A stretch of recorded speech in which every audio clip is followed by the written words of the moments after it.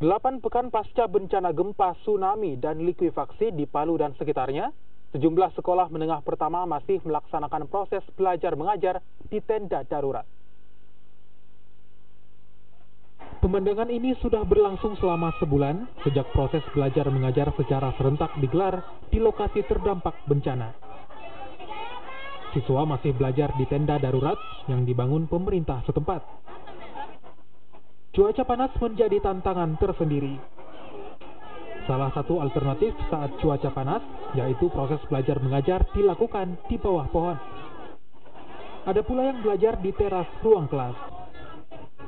Wakil Kepala Sekolah Sarana Prasarana Meiti Suryanto mengatakan jika sebelum bencana proses belajar untuk satu mata pelajaran membutuhkan waktu 45 menit, kini hanya selama 25 menit.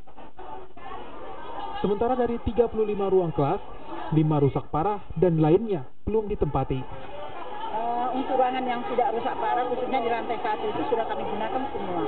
Cuma lantai 2 itu belum kami gunakan karena masih ada kekhawatiran dari siswa dan guru.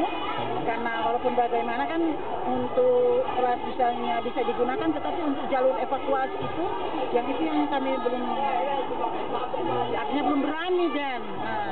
Pasca gempa ini banyak siswa yang sudah mulai sekolah, ada juga yang belum, mungkin masih trauma, dan proses belajar mengajarnya alhamdulillah sudah mulai lancar-lancar karena ada yang seperti yang di belakang, ada yang belajar di dalam tenda, ada yang di bawah pohon, ada yang di depan-depan teras kelas, dan ada juga beberapa kelas yang sudah mulai berani untuk belajar di dalam kelas.